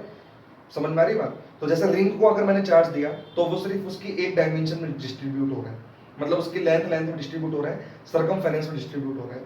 तो ऐसे डिस्ट्रीब्यूशन को अपन बोलते हैं लीनियर चार्ज डिस्ट्रीब्यूशन। ठीक है, तो सपोज करो मेरे पास कोई एक एल लेंथ का मान लो वायर है, उसको मैंने चार्ज दे दिया तो वो चार्ज ऐसे डिस्ट्रीब्यूट हो जाएगा। जैसे मान लो मैंने पॉजिटिव चार्ज दे दिया तो वो पॉजिटिव चार्ज पूरे वायर पे मैंने मान लो डिस्ट्रीब्यूट कर दिया। ठीक है, अब इसके डिस्ट्रीब्यूट करने के दो तरीके हो सकते हैं, या तो यूनिफॉर्मली डिस्ट्रीब्यूट किया होगा या नॉन यूनिफॉर्म डिस्ट्रीब्यूट किया होगा। यूनिफॉर्म डिस्ट्रीब्यूट करने का मतलब होता है सब जगह बराबर बराबर बराबर बराबर डिस्ट्रीब्यूट हुआ है। नॉन यूनिफॉर्म का मतलब होता है कहीं तो चार्ज ज्यादा है कहीं चार्ज कम है, तो उसको अपन बोलते हैं नॉन यूनिफॉर्म चार्ज डिस्ट्रीब्यूशन। ठीक है, अब मान लो मैंने इसको यूनिफॉर्मली चार्ज डिस्ट्रीब्यूट किया और टोटल चार्ज जो मान लो क्यू है और इसकी जो टोटल लेंथ है वो मान लो कितनी है? एल है। तो अगर मैंने इसको यूनिफॉर्मली डिस्ट्रीब्यूट किया है तो पूरी एल लेंथ पे कितना चार्ज डिस्ट्रीब्यूट हो गया? क्यों? तो यूनिट लेंथ पे कितना चार्ज डिस्ट्रीब्यूट होगा? तो एल लेंथ पे चार्ज कितना गया है? यू। तो यूनिट लेंथ पे चार्ज कितना जाएगा? Q by L. तो इस Q बाई L को ही अपन बोलते हैं लीनियर चार्ज डेंसिटी यानी लैम्डा। तो लैम्डा का मतलब होता है चार्ज पर यूनिट लेंथ यानी Q अपॉन L, और इसका जो यूनिट बनेगा वो क्या बनेगा, कूलाम पर मीटर, और डायमेंशन आप निकाल ही सकते हो। कूलाम पर मीटर तो उसकी यूनिट बन जाएगी, और डायमेंशन क्या बन जाएगी, कूलाम की डायमेंशन क्या होती है भाई, कूलाम की डायमेंशन होती है A1 T1, यानी चार्ज की डायमेंशन होती है वो कितनी होती है A1 T1 और अपॉन L1। तो मतलब ये क्या हो जाएगा L minus one A1 T1, क्योंकि L ऊपर जाएगा तो L माइनस वन बन जाएगा ना, तो उसकी डायमेंशन तो हो जाएगी L minus one A1 T1, और इसकी जो यूनिट बनेगी वो क्या बनेगी, कूलाम पर मीटर। तो बेसिकली लीनियर चार्ज डेंसिटी क्या होती है, चार्ज पर यूनिट लेंथ। तो चार्ज पर यूनिट लेंथ को अपन बोलते हैं लैम्डा यानी लीनियर चार्ज डेंसिटी। ठीक है, ये चीज वायर में भी है। ऐसे अगर मैं आपको बोल दूं एक रोड है, नेग्लिजिबल विड्थ है, नेग्लिजिबल हाइट है, जैसे एक रोड की बात करूं जिसकी विड्थ और उसकी हाइट जो नेग्लिजिबल है, तो अगर मैं इसको चार्ज दूंगा तो मोटा मोटा जो चार्ज डिस्ट्रीब्यूट होगा वो किस में होगा, इसकी लेंथ में डिस्ट्रीब्यूट होगा। तो मैं बोलूंगा कि इस रिंग पे जो चार्ज है वो कौन सा चार्ज है, लीनियर चार्ज डिस्ट्रीब्यूशन किया गया है इसके अंदर। आ रही बात समझ में, ऐसे रिंग है तो रिंग में जो चार्ज जाएगा वो किस पे जाएगा, सिर्फ सरकमफेरेंस पे जाएगा। आ रही बात समझ में, तो उसको भी अपन बोलते हैं वहां पे जो है लीनियर चार्ज डिस्ट्रीब्यूशन होगा। बात समझ में आ रही क्या कहना चाह रहा हूँ। ऐसे अगला जो होता है वो होता है सरफेस चार्ज डिस्ट्रीब्यूशन। तो सरफेस चार्ज डिस्ट्रीब्यूशन का मतलब होता है, जिस नाम से तो लग रहा है, अगर आपका जो चार्ज है वो पूरी सरफेस पे डिस्ट्रीब्यूट हुआ है तो उसको अपन बोलते हैं सरफेस चार्ज डिस्ट्रीब्यूशन। जैसे सपोज करो रिंग, सॉरी डिस्क, जैसे सपोज करो आपका क्या है डिस्क। अब मैं अगर एक डिस्क को चार्ज दूंगा तो वो पूरी इसके सरफेस पे जाएगा, मतलब उसके एरिया में डिस्ट्रीब्यूट होगा। बात समझ में आ रही क्या कहना चाह रहा हूँ। या आप मान लो एक होलोस्फेयर है, अगर वो होलोस्फेयर है तो चार्ज कहां पे डिस्ट्रीब्यूट होगा, उसके सरफेस एरिया पे डिस्ट्रीब्यूट होगा। तो अगर मान लो आपका चार्ज जो है अगर वो लेंथ में डिस्ट्रीब्यूट हो रहा है तब तो लीनियर चार्ज डेंसिटी, और अगर आपका चार्ज जो वो पूरा एरिया में डिस्ट्रीब्यूट हो रहा है तो उसको अपन बोलते हैं सरफेस चार्ज डेंसिटी। जैसे मान लो कोई रिंग है, सॉरी डिस्क है, मान लो कोई डिस्क है, इसको मैंने चार्ज दिया, मान लो पॉजिटिव चार्ज दे दिया, तो वो पॉजिटिव चार्ज इसके पूरे सरफेस पे डिस्ट्रीब्यूट हो जाएगा। तो यहाँ पे चार्ज किस में डिस्ट्रीब्यूट हुआ है, इसके एरिया पे डिस्ट्रीब्यूट हुआ है, इसके सरफेस एरिया पे डिस्ट्रीब्यूट हुआ है। तो इस चीज को अपन बोलते हैं सरफेस चार्ज डेंसिटी। अब डिस्ट्रीब्यूट करने के यहाँ पे भी दो तरीके हो सकते हैं, या तो यूनिफॉर्म डिस्ट्रीब्यूशन या non uniform distribution. Uniform distribution का मतलब होता है सब जगह चार्ज जो है वो बराबर बराबर डिस्ट्रीब्यूट हुआ है। नॉन यूनिफॉर्म डिस्ट्रीब्यूशन का मतलब होता है कहीं तो चार्ज ज्यादा है कहीं चार्ज कम है, तो उसका अपन बोलते हैं नॉन यूनिफॉर्म चार्ज डिस्ट्रीब्यूशन। मान लो इसका जो एरिया है, पूरी डिस्क का जो एरिया है वो एरिया मान लो ए है, और मान लो इसको पूरा जो चार्ज मैंने डिस्ट्रीब्यूट किया है वो मान लो क्यू डिस्ट्रीब्यूट किया है, और मान लो यूनिफॉर्मली डिस्ट्रीब्यूट किया है। तो क्यू चार्ज डिस्ट्रीब्यूट किया है और इस पूरे डिस्क का मान लो एरिया ए है, तो ए एरिया पे चार्ज कितना गया है, तो ए एरिया पे चार्ज गया है क्यू, तो यूनिट एरिया पे चार्ज कितना जाएगा, क्यू बाई ए। इस यूनिट एरिया पे जो चार्ज गया है क्यू बाई ए, इसी को हम बोलते हैं सरफेस चार्ज डेंसिटी, और इसको हम सिग्मा से इंडिकेट करते हैं। तो सरफेस चार्ज डेंसिटी को अपन किससे इंडिकेट करते हैं, वो करते हैं अपन सिग्मा से, और ये जो सिग्मा होता है वो क्या होता है आपका, सिग्मा होता है charge per unit area. Clear हो गया सबको अच्छे से। तो सिग्मा होता है सरफेस चार्ज डेंसिटी, वो होता है चार्ज पर यूनिट एरिया। ऐसे लैम्डा जो होता है वो होता है लीनियर चार्ज डेंसिटी, वो होता है आपका charge per unit length. Clear हो गया सबको अच्छे से। ऐसे ही एक होता है वॉल्यूमेट्रिक चार्ज डेंसिटी। अरे बात समझे, वॉल्यूमेट्रिक चार्ज डेंसिटी नाम से पता लग रहा है, अगर आपने किसी बॉडी को चार्ज दिया वो उसके पूरे वॉल्यूम में डिस्ट्रीब्यूट हुआ है तो उसको अपन बोलेंगे वॉल्यूमेट्रिक चार्ज डेंसिटी। जैसे मान लो सॉलिड स्फीयर है, मान लो सॉलिड स्फीयर जो है उसको आप चार्ज दे रहे हो, ठीक है। अब सॉलिड स्फीयर में दो केस होते हैं, एक तो कंडक्टिंग और एक नॉन कंडक्टिंग। अगर कंडक्टिंग होता है तो चार्ज केवल सरफेस पे ही आता है, चाहे वो सॉलिड हो चाहे वो होलो हो। कंडक्टिंग स्फीयर में जो चार्ज होता है वो तो सिर्फ सरफेस पे ही रहता है, इसका रीजन मैं आपको आगे भी बताऊंगा। लेकिन अगर नॉन कंडक्टिंग सॉलिड स्फीयर है तो चार्ज पूरे वॉल्यूम में जाता है, इसका रीजन हम आगे भी देखेंगे। अभी तो आप ये समझो, अगर आपने चार्ज पूरे वॉल्यूम में डिस्ट्रीब्यूट किया है, जैसे मान लो किसी बॉडी को आपने चार्ज दिया, वो चार्ज उसके पूरे वॉल्यूम में डिस्ट्रीब्यूट हो गया, तो उसको अपन बोलते हैं वॉल्यूमेट्रिक चार्ज डेंसिटी। ठीक है, तो जैसे सपोज करो कोई एक सॉलिड स्फीयर है, कोई मान लो सॉलिड स्फीयर है, और उस सॉलिड स्फीयर को आपने चार्ज दे दिया, एक सॉलिड स्फीयर को आपने चार्ज दे दिया, और मान लो चार्ज उसके पूरे वॉल्यूम में चला गया, तो ऐसे डिस्ट्रीब्यूशन को हम बोलते हैं वॉल्यूमेट्रिक चार्ज डिस्ट्रीब्यूशन। आ रही बात समझ में। जैसे मान लो ये सॉलिड स्फीयर है और इसका मान लो टोटल वॉल्यूम v है, ठीक है, टोटल वॉल्यूम कितना है v, और इसको टोटल चार्ज मान लो मैंने q दिया है, इसको टोटल चार्ज कितना दिया है मान लो q, और मान लो चार्ज जो है वो पूरे वॉल्यूम में गया है, तो पूरे वॉल्यूम में यानी v वॉल्यूम में कितना चार्ज है मेरे पास q, तो यूनिट वॉल्यूम में कितना चार्ज जाएगा q बाई v, इसको हम बोलते हैं रो। रो का मतलब होता है वॉल्यूम, वॉल्यूमेट्रिक चार्ज डेंसिटी, और वॉल्यूमेट्रिक चार्ज डेंसिटी का मतलब कितना हो गया, चार्ज पर यूनिट वॉल्यूम। आ रही बात समझ में? चार्ज पर यूनिट वॉल्यूम जो है वो क्या कहलाता है आपका? Volumetric charge density. क्लियर हो गया सबको अच्छे से? इसकी जो यूनिट बनेगी वो क्या बनेगी? कूलाम पर मीटर क्यूब, क्योंकि क्यू तो है चार्ज, उसकी यूनिट कूलाम होती है, और वी जो है वो वॉल्यूम, वॉल्यूम का मतलब मीटर क्यूब। तो उसकी जो यूनिट बनेगी वो तो बनेगी कूलाम पर मीटर क्यूब, और उसकी डायमेंशन क्या बनेगी? ऊपर तो चार्ज है, चार्ज की डायमेंशन होती है A1 T1, और नीचे वॉल्यूम है, वॉल्यूम की डायमेंशन होती है L3, L3 ऊपर जाएगा तो L-3, तो इसकी डायमेंशन क्या बनेगी? इसकी डायमेंशन बनेगी L-3 A1 T1। तो ये इसकी डायमेंशन बन जाएगी, और अगर मैं यूनिट की बात करूं तो यूनिट बन जाएगी कूलाम पर मीटर क्यूब। तो आई होप कि आपको समझ में आया होगा।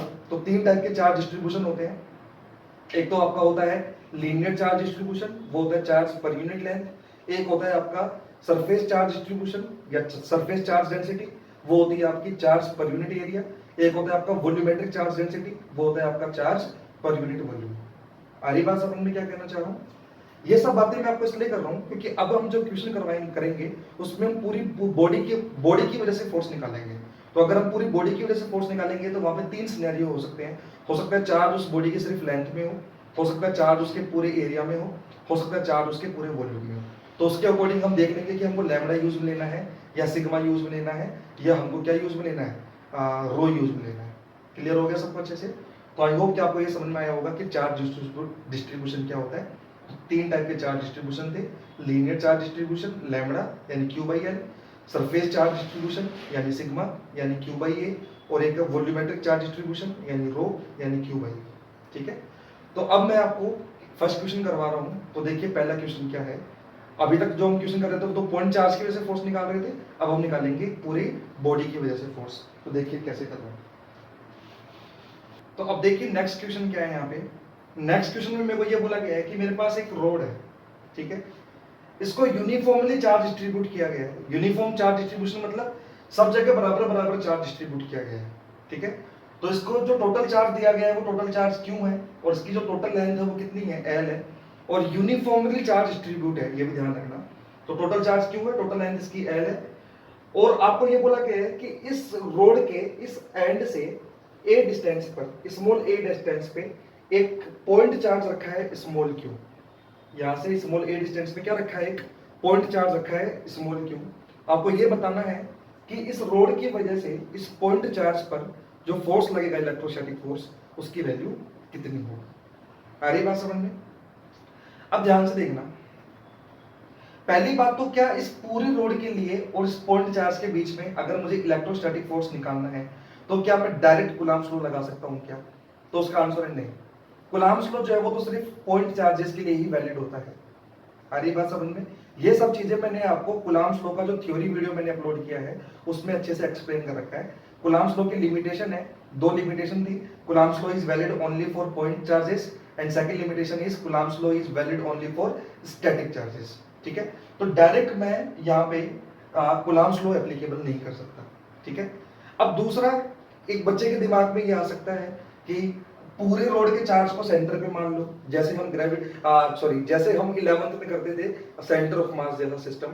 तो आप ऐसा सोच सकते हो कि पूरे की पूरी रोड को जो है वो सेंटर पे मान लो चार्ज को, और सेंटर पे मानने के चार्ज को उस चार्ज और इस चार्ज के बीच में कूलाम्स लॉ लगा दो, क्योंकि तब तो फिर वो दो पॉइंट चार्ज के बीच में वैलिड हो जाएगा। तो मैंने एक आपको कूलाम्स लॉ के थ्योरी वीडियो में समझाया था कि हम ऐसा यहाँ पे नहीं कर सकते।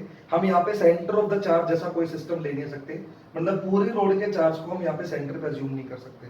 ठीक है, इसका क्या रीजन है ये भी मैंने आपको उस वीडियो में एक्सप्लेन कर रखा है। तो आप उस वीडियो को जब अच्छे से देखोगे तो आपको समझ में आएगा कि हम क्यों ऐसा नहीं कर सकते कि पूरी बॉडी के चार्ज को सेंटर पे मान ले। हाँ, लेकिन वहां पे मैंने आपको एक चीज बताई थी, अगर स्फेरिकल सिमेट्री आ जाए, जैसे मान लो आपका चार्ज स्फेरिकल रूप से डिस्ट्रीब्यूट हो, जैसे एक स्फेयर है, उस स्फेयर में अगर आपने यूनिफॉर्मली चार्ज डिस्ट्रीब्यूट किया है तो हम उसके चार्ज को सेंटर पे अज्यूम कर सकते हैं तरह से। ठीक है, लेकिन सिर्फ स्फेरिकल चीजों में ऐसा कर सकते हैं, हम बाकी किसी चीज में ऐसा नहीं कर सकते। रिंग के चार्ज को सेंटर पे नहीं मान सकते, रोड के चार्ज को हम सेंटर पे नहीं मान सकते, डिस्क के चार्ज को हम सेंटर पे नहीं मान सकते, ये हम सब नहीं कर सकते। ठीक है, स्फेयर के चार्ज को हम सेंटर पे मान सकते हैं। आ रही बात समझ में क्या कहना चाह रहा हूँ? ठीक है, अच्छा, स्फेयर के चार्ज को भी हम सेंटर पे मान सकते हैं, लेकिन उसमें भी हल्की सी कुछ एरर होती है। वो एरर भी कभी मेरे को अगर चांस मिला किसी क्वेश्चन में तो मैं आपको बताने की कोशिश करूंगा, बट स्फेरिकल में फिर भी हम उसके सेंटर पे मान लेते हैं, बाकी किसी में हम नहीं मान सकते। ठीक है, मोटी मोटी बात मतलब इतनी सी। तो अब यहाँ पे क्या करें भाई?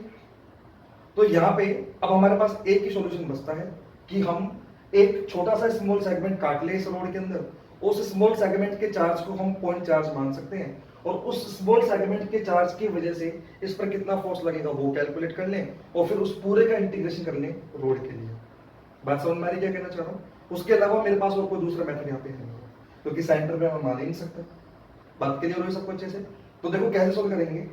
तो देखो सबसे पहले मैं यहाँ से x डिस्टेंस पे एक dx लेंथ का स्मॉल सेगमेंट काट, और dx लेंथ पे जो चार्ज है उस चार्ज को मैं dq मान लेता हूँ कि वो जो चार्ज है वो कितना है आपके पास, dq है, जो इस स्मॉल सेगमेंट पे। ठीक है, अब ये स्मॉल सेगमेंट मैंने आपको शो तो इतना बड़ा किया, बट रियलिटी में बहुत छोटा सा स्मॉल सेगमेंट काटा है, जिसपे जो चार्ज है वो कितना आपके पास, dq चार्ज है। आ रही बात समझ में? अब इस dq चार्ज की वजह से जो स्मॉल q चार्ज पे फोर्स लगेगा, वो छोटा सा फोर्स लगेगा, वो लगेगा फोर्स df। उस df की जो वैल्यू होगी वो कितनी होगी, वो होगी kq dq upon x square. k q1 यानी q, q2 यानी dq अपॉन में क्या r स्क्वायर मतलब x स्क्वायर। बात समझ में क्या कहना चाह रहा हूँ? बात आती है dq की वैल्यू कितनी होगी। तो dq की वैल्यू कितनी होगी, देखो पूरी रोड पे कितना चार्ज है, तो पूरी रोड पे चार्ज जो वो q है, यानी l लेंथ पे जो चार्ज है वो q है, तो यूनिट लेंथ पे चार्ज कितना हो जाएगा, q बाई l। भाई l लेंथ पे चार्ज कितना है, q, तो यूनिट लेंथ पे चार्ज कितना हो जाएगा, q बाई l। तो इस स्मॉल सेगमेंट की लेंथ कितनी है, dx, तो dx लेंथ पे चार्ज कितना हो जाएगा, q by l into dx, और dx लेंथ पे जो चार्ज है वही तो मेरा dq है, तो dq की जगह मैं क्या पुट कर दूंगा, dq की जगह मैं पुट कर दूंगा q by l into dx। तो आप dq की जगह ये पुट कर दीजिए, तो dq की जगह जब मैं ये पुट करूंगा तो ये हो जाएगा kq capital Q by l x square into dx। तो ये df की वैल्यू आ गई, df मतलब इस स्मॉल सेगमेंट की वजह से लगने वाले फोर्स की वैल्यू आ गई स्मॉल q चार्ज पर। ठीक है, मुझे पूरी रोड की वजह से फोर्स चेक करना है। अच्छा, पूरी रोड की वजह से जो फोर्स लग रहा है, मतलब इस रोड का हर चार्ज जो फोर्स लगा रहा है वो इधर ही लगा रहा है, मतलब इस पूरी रोड का हर चार्ज जो है वो कहां पे फोर्स लगा रहा है, रिपेल ही कर रहा है। ठीक है, तो हर चार्ज की वजह से जो फोर्स लग रहा है वो इधर ही लग रहा है, तो मतलब सबका फोर्स क्या हो जाएगा, डायरेक्ट ऐड हो सकता है, क्योंकि सबका जो फोर्स है वो सेम डायरेक्शन में लग रहा है, रिपेल कर रहा है सब। ठीक है, तो अगर सबका फोर्स सेम डायरेक्शन में लग रहा है तो मैं पूरी रोड के लिए जो फोर्स निकलेगा उसका क्या कर सकता हूँ, इंटीग्रेशन कर सकता हूँ, क्योंकि हर चार्ज का जो फोर्स है वो सेम डायरेक्शन में है, तो सब चार्ज की वजह से जो फोर्स लगेगा वो डायरेक्टली ऐड हो जाएगा, क्योंकि डायरेक्शन सेम है। तो पूरी रोड के लिए अगर मुझे फोर्स निकालना है तो मैं बोल सकता हूँ एफ जो होगा वो हो जाएगा इंटीग्रेशन ऑफ डीएफ, क्योंकि इंटीग्रेशन का मतलब ये जो होता है समेशन। ठीक है, और लिमिट कहां से कहां तक लग जाएगी, लिमिट, अच्छा लिमिट किसकी लगेगी यहाँ पे, एक्स की, क्योंकि वेरिएबल एक्स है। अब रोड में जो चार्ज कहां से स्टार्ट हो रहा है, ए डिस्टेंस से स्टार्ट हो रहा है, वो कहां तक जा रहा है, ए प्लस एल तक। कहां से स्टार्ट हो रहा है, ए से, और कहां तक जा रहा है, ए प्लस एल तक। तो लिमिट लग जाएगी ए से लेकर ए प्लस एल तक। तो F equals to D F, DF में देखो के क्यू क्यू अपॉन एल तो बाहर आ जाएगा, के small Q upon capital L तो बाहर आ जाएगा, अंदर रहेगा dx upon X square, limit a से लेकर a प्लस एल तक। ठीक है, अब जब 1 अपॉन एक्स स्क्वायर का जब आप इंटीग्रेशन करोगे तो वो आएगा माइनस 1 अपॉन एक्स, तो K q q upon L minus 1 upon x, a से लेकर a प्लस एल तक। बात समझ में आ रही है क्या कहना चाह रहा हूँ? इस माइनस को मैं बाहर ले लेता हूँ, तो f इक्वल्स टू हो जाएगा माइनस का के क्यू क्यू अपॉन एल, अंदर हो जाएगा 1 अपॉन एक्स, लिमिट हो जाएगी a से लेकर a प्लस एल तक। अब अपन कैसे सोल्व करते हैं, पहले अपर लिमिट डाल दो, तो f इक्वल्स टू हो जाएगा माइनस का के q q upon L, upper limit 1 upon a plus L minus 1 upon फिर लोअर लिमिट a, माइनस को अंदर ले जाऊं तो f जो आएगा वो आ जाएगा K q q upon L 1 upon a minus 1 upon a plus L. ये मेरा फाइनल आंसर होगा रोड की वजह से इस चार्ज पे लगने वाले फोर्स का। ठीक है, तो उसका मतलब ये पूरी रोड जो इस चार्ज पे फोर्स लगा रही है वो कितना लगा रही है, के q q upon L 1 upon A minus 1 upon A plus L. बात समझ में क्या कहना चाह रहा हूँ? और ये जो फोर्स लगेगा वो कहाँ लगेगा, ये जो फोर्स लगेगा वो दोनों को मिलाने वाली लाइन के अलोंग लगेगा, और रिपेल कर रहा है मतलब इस तरफ लगेगा। अगर इस डायरेक्शन को मैं आई कैप बोलूं तो आप चाहो तो उसको आई कैप से भी इंडिकेट कर सकते हो, डायरेक्शन अगर आपको देखनी है तो, अगर मैं उस डायरेक्शन को आई कैप बोलूं तो। ठीक है, अगर एक्स एक्सिस मान लो तो आई होप कि आपको समझ में आया होगा। तो ये जो फोर्स आया है वो रोड की वजह से चार्ज पे लगने वाला फोर्स आया है। अच्छा, अगर मैं आपसे उल्टा पूछूं चार्ज की वजह से रोड पे कितना फोर्स लगेगा, तो आंसर क्या आएगा? तो कुछ लोगों के लिए हो सकता है कि कंफ्यूजिंग हो, लेकिन इसका आंसर जो है ना वो भी यही आएगा, भाई ये जो इलेक्ट्रोस्टैटिक फोर्स होता है ये तो दोनों पे बराबर लगता है ना, ये सब चीजें तो अपन पहले डिस्कस कर चुके हैं। जैसे एक चार्ज 10 कूलाम का है, एक चार्ज 20 कूलाम का है, तो उनके बीच में जो इलेक्ट्रोस्टैटिक फोर्स लगता है वो दोनों पे बराबर लगता है। 10 कूलाम पे जितना फोर्स लगेगा 20 की वजह से, और 20 पे जितना फोर्स लगेगा 10 की वजह से, वो बराबर होगा। तो यहाँ पे जो ये फोर्स है रोड की वजह से जो स्मॉल क्यू चार्ज पे फोर्स लग रहा है वो इतना आया है। ऐसे ही अगर आपको उल्टा पूछ ले कि चार्ज की वजह से रोड पे कितना फोर्स लग रहा है, तो वो भी इतना ही होगा। तो कंफ्यूज मत हो जाना भाई, कहीं कंफ्यूजन आप एग्जाम में ये पूछ ले कि चार्ज की वजह से रोड पे फोर्स कितना आएगा वो बताओ कितना होगा, और कहीं आप सोचो कि हमको तो बस इतना ही बताया था कि रोड की वजह से चार्ज पे निकाला था, तो रोड की वजह से चार्ज पे मैंने निकाल दिया, चार्ज की वजह से रोड पे भी इतना ही आएगा। ठीक है, तो आई होप कि आपको क्लियर हुआ होगा। ऐसे ही एक क्वेश्चन और दे रहा हूं मैं आपको, वो आप ट्राई कीजिए, उसके बाद में उसको सोल्व करता हूं। तो देखो नेक्स्ट क्वेश्चन क्या है। अब देखिए नेक्स्ट क्वेश्चन क्या है। नेक्स्ट क्वेश्चन में मेरे को बोला गया है कि एक रोड है, ठीक है, पॉजिटिवली चार्ज रोड है, जिसकी जो लेंथ है वो एल है। ठीक है, क्वेश्चन थोड़ा सा अच्छी कैटेगरी का दे रहा हूं मैं आपको यहाँ पे। इसकी लेंथ एल है और इसको चार्ज दिया गया है। अब की बार जो चार्ज डिस्ट्रीब्यूट किया गया है वो यूनिफॉर्म डिस्ट्रीब्यूट नहीं किया, अब की बार नॉन यूनिफॉर्मली डिस्ट्रीब्यूट किया है, और इसकी चार्ज डेंसिटी मुझे दी है, वो दी है 2x+3 कूलाम पर मीटर। इसका मतलब क्या हुआ, इसका मतलब आज की जो चार्ज है वो x पे डिपेंड कर रहा है, और ये जो x है वो मान लो एंड a से डिस्टेंस है, रोड का ये एंड a है, तो ये जो x है वो क्या है आपकी डिस्टेंस है फ्रॉम एंड a। तो x जो है वो एंड a से डिस्टेंस है। इसका मतलब ये हुआ कि जैसे जैसे मैं यहां से आगे बढ़ता जाऊंगा x बढ़ता जाएगा। आ रही बात समझ में? अगर x बढ़ता जाएगा इसका मतलब लैम्बडा की वैल्यू बढ़ती जाएगी, लैम्बडा की वैल्यू बढ़ती जा रही है, इसका मतलब क्या हुआ, चार्ज बढ़ता जा रहा है। मतलब जैसे जैसे मैं a से b की तरफ मूव कर रहा हूँ, रोड के ऊपर चार्ज की वैल्यू क्या होती जा रही है, बढ़ती जा रही है। मतलब ये जो एग्जांपल है आपका, ये है नॉन यूनिफॉर्मली चार्ज डिस्ट्रीब्यूशन का एग्जांपल है। ठीक है, आपको पूछा क्या गया है, आपको ये बोला गया है यहां से स्मॉल a डिस्टेंस पर एक पॉइंट चार्ज है स्मॉल q, यहां से स्मॉल a डिस्टेंस पे एक चार्ज है पॉइंट स्मॉल q, इस पर आपको नेट फोर्स की वैल्यू कैलकुलेट करनी है कि नेट फोर्स की वैल्यू कितनी होगी। ठीक है, तो आप एक बार वीडियो को पॉज कीजिए, थोड़ा सा सोचिए इसके बारे में, फिर मैं आपको सोल्व करके बताता हूँ इसका आंसर क्या आएगा। ठीक है, तो आई होप कि आपने वीडियो पॉज किया होगा, इसको सोल्व भी किया होगा, तो आपने आंसर निकाला है। एक बार मैं इसको सोल्व कर देता हूँ, फिर अपन चेक करते हैं कि आपका आंसर सही है कि गलत है। देखिए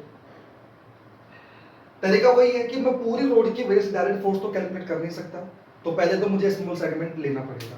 तो यहाँ पे पहले मैं स्मॉल सेगमेंट ले रहा हूँ, मैं यहाँ से x डिस्टेंस पे dx लेंथ का एक स्मॉल सेगमेंट ले रहा हूँ, और इस पे जो चार्ज है उसको मैं dq मान रहा हूँ। बात समझ में आ रही है क्या कहना चाह रहा हूँ? x डिस्टेंस पे मैंने dx लेंथ का एक सेगमेंट कट कर लिया, जिसपे चार्ज मैंने कितना मान लिया, dq मान लिया। तो पहले तो मैं इस dq की वैल्यू निकाल लेता हूँ। dq की वैल्यू कैसे निकालूंगा, मुझे यूनिट लेंथ पे चार्ज दे रखा है, लैम्बडा क्या होता है, यूनिट लेंथ का चार्ज, तो यूनिट लेंथ का चार्ज दे रखा है 2x+3, और ये जो x है वो क्या है, वो x है डिस्टेंस a से, इस चीज का भी ध्यान रखना। बात समझ में आ रही क्या कहना चाह रहा हूँ? तो अगर यूनिट लेंथ का चार्ज है लैम्बडा, तो dx लेंथ का चार्ज कितना हो जाएगा, dx लेंथ का चार्ज हो जाएगा लैम्बडा dx। तो जो dq की वैल्यू हमारे पास आएगी वो आएगी लैम्बडा dx। अब dq बराबर लैम्बडा। अब देखो बहुत सारे बच्चे ये गलती कर देते हैं, लैम्बडा की वैल्यू ऐसे कैसे पुट कर देते हैं 2x+3 इंटू dx, ये यहाँ पे गलत हो जाएगा। इस चीज पे ध्यान देना, बहुत इंपॉर्टेंट बहुत बात बोल रहा हूँ मैं आपको।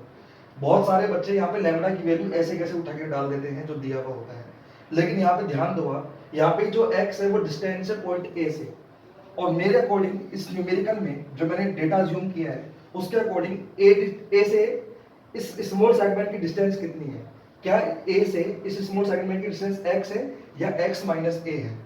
मैं बोल रहा हूँ ये डिस्टेंस कितनी है, तो ये डिस्टेंस जो है वो कितनी है भाई, ये डिस्टेंस है x माइनस a। ये बात समझ में आ रही है क्या कहना चाह रहा हूँ? तो मैंने जो यहाँ पे स्मॉल सेगमेंट लिया है वो एंड a से कितनी दूरी पर है, वो है x माइनस a डिस्टेंस पे। तो यहाँ पे जो लैम्बडा लिखूंगा वो क्या लिखूंगा, लैम्बडा लिखूंगा 2x माइनस a प्लस 3, ये लिखा जाएगा आपका क्या लैम्बडा। ठीक है, तो ऐसे कैसे उठा के मत डाल देना यहाँ पे, और इनटू क्या हो जाएगा dx, तो ये आपकी dq की वैल्यू आ जाएगी, और ये dq क्या है, वो इस स्मॉल सेगमेंट पे चार्ज है। ठीक है, अब इस स्मॉल सेगमेंट की वजह से उस स्मॉल क्यूब पर कितना फोर्स लग रहा है वो देख लो, तो df की जो वैल्यू आएगी वो आएगी kq D Q upon X square, क्योंकि डिस्टेंस जो है वो कितनी है, एक्स है ना इस स्मॉल सेगमेंट से। तो फोर्स क्या होता है, के Q one Q two upon R square, तो के क्यू वन यानी क्यू टू यानी D Q upon R square यानी एक्स स्क्वायर। ठीक है, अब डी क्यू की वैल्यू डाल दो तो डी एफ इक्वल टू क्या हो जाएगा, के क्यू डी क्यू कितना अपने पास, डी क्यू है 2x minus A plus 3 upon X square into D X. आ रही बात समझ में, क्या किया यहाँ पे मैंने, कुछ भी नहीं किया मैंने, यहाँ पे मैंने डी क्यू की वैल्यू डाल दी 2x minus A plus 3 into D x. ठीक है, तो ये मेरा क्या आ गया, डी एफ। ये डी एफ क्या है, इस स्मॉल सेगमेंट की वजह से लगने वाला फोर्स। अब मुझे पूरी रोड की वजह से फोर्स निकालना है, तो उसका मुझे क्या कर देना है, इंटीग्रेशन कर देना है। तो देखो कैसे क्या इंटीग्रेशन करूंगा, मैं थोड़ा सा यहाँ पर रफ कर देता हूँ। तो अगर मेरे को पूरी रोड की वजह से फोर्स निकालना है एफ, तो वो हो जाएगा इंटीग्रेशन डी एफ। लिमिट कहां से कहां तक लगेगी, ये रोड स्टार्ट हो रही है ए से और कहां तक जा रही है, ए प्लस एल तक, तो लिमिट लग जाएगी ए से लेकर ए प्लस एल तक। भाई ये रोड यहाँ से कहां तक स्टार्ट हो रही है, ए से तो स्टार्ट हो रही है, वो कहां तक जा रही है, ए प्लस एल तक, तो लिमिट कहां से कहां तक लग जाएगी, ए से लेकर ए प्लस एल तक। तो एफ हो जाएगा इंटीग्रेशन ए से लेकर ए प्लस एल तक के Q 2x minus A plus 3 dx upon X square. ठीक है, ये आपका df की वैल्यू होगी। अब यहां से जो kq है इसको तो मैं बाहर ले लेता हूं, तो kq तो बाहर आ गया, इंटीग्रेशन a से लेकर a प्लस एल। अब मैं देखो क्या कर रहा हूं, इसको 2 को अंदर मल्टीप्लाई कर रहा हूं, तो ये हो जाएगा देखो 2x minus 2a plus 3 upon X square dx। ठीक है, आगे देखो, अब यहाँ पे क्या होगा, देखो मैं इसको अलग अलग अपॉन में रख रहा हूं, तो f इक्वल टू क्या हो जाएगा, f इक्वल टू हो जाएगा इंटीग्रेशन a से लेकर a प्लस एल तक 2x upon X square minus, मैं माइनस को देखो क्या लिख रहा हूं, ध्यान से देखना, मैं एक स्टेप बचा रहा हूं, मैं आगे लिख रहा हूं plus 3 minus 2a upon X square. I hope कि आपको समझ में आया होगा, 3 minus 2a upon X square, तो 2x अपॉन एक्स स्क्वायर अलग से लिख दिया और 3 minus 2a upon X square को मैंने अलग से लिख दिया इनटू dx। ठीक है, और बाहर क्या था आपके पास, kq, तो kq को आपने बाहर लिख दिया। सिंपल कैलकुलेशन कर रहा हूं, कुछ भी नहीं कर रहा, यहां से ये x से x कर जाएगा, तो f इक्वल टू आ जाएगा kq इंटीग्रेशन a से लेकर a plus L 1 upon x। ठीक है, और यहाँ पे देखो अब ये प्लस में है, तो मैं प्लस में क्या लिख रहा हूँ, देखो kq integration 3 minus 2a upon X square dx a से लेकर a प्लस एल। इंटीग्रेशन को तोड़ दिया भाई मैंने, बीच में प्लस आ रहा है, तो 2 अपॉन एक्स का इंटीग्रेशन तो अलग से कर रहा हूँ, यहाँ पे 2 अपॉन एक्स है बेसिकली, तो 2 अपॉन एक्स का इंटीग्रेशन तो अलग से कर रहा हूँ, और 3 minus 2a upon X square का इंटीग्रेशन अलग से कर रहा हूँ, बीच में प्लस साइन है, तो मैं ऐसे अलग अलग इंटीग्रेशन कर सकता हूँ। अब यहाँ पे देखो f इक्वल्स टू के क्यू 2 ऐसे कैसे, 1 अपॉन एक्स का इंटीग्रेशन हो जाएगा ln x, 1 अपॉन एक्स का इंटीग्रेशन क्या हो जाएगा, ln x, लिमिट a से लेकर a plus L plus K Q 3 minus 2a as it is, और 1 अपॉन एक्स स्क्वायर का इंटीग्रेशन क्या हो जाएगा, वो हो जाएगा माइनस 1 अपॉन एक्स, और लिमिट हो जाएगी a से लेकर a प्लस एल। वहां पे तो 1 अपॉन एक्स स्क्वायर है, तो 1 अपॉन एक्स स्क्वायर का इंटीग्रेशन तो क्या हो जाएगा, माइनस 1 अपॉन एक्स, और यहाँ पे है 1 अपॉन एक्स, तो 1 अपॉन एक्स का जो इंटीग्रेशन हो जाएगा वो क्या हो जाएगा, ln x। तो यहाँ तक सॉल्व हो गया। अब अपने को क्या करना है, बस लिमिट लगानी है, तो लिमिट लगा रहा हूँ मैं, इसको एक बार ऑफ कर रहा हूँ यहाँ से फिर से। तो अब देखो मैं लिमिट लगा रहा हूँ यहाँ पे, तो f इक्वल टू क्या हो जाएगा, देखो 2kq तो भाई ln, अपर लिमिट तो है a plus L minus lower limit क्या है a, तो माइनस ln a। ये तो मैंने इतना सोल्व कर दिया। अब आगे देखो बाकी का कैसे सोल्व कर रहा हूं, बाकी में क्या है, plus K Q into 3 minus 2a minus 1 upon x. अच्छा, इस माइनस को मैं बाहर ले लूं, तो ये प्लस 1 अपॉन एक्स हो जाएगा। देखो इस माइनस को मैं यहाँ पे ले आया, तो माइनस तो ऐसे हो गया, और वो प्लस 1 अपॉन एक्स, और लिमिट लग जाएगी 1 upon a plus L minus 1 upon a। ठीक है, तो लिमिट लगाइए, बस मैंने कैलकुलेशन में कुछ भी नहीं किया, इस माइनस को मैं इधर ले आया, तो ब्रैकेट में 1 अपॉन एक्स बचेगा, 1 अपॉन एक्स के ऊपर लिमिट लगा दी मैंने a से लेकर a प्लस एल, तो पहले तो अपर लिमिट पुट कर दी, फिर लोअर लिमिट पुट कर दी।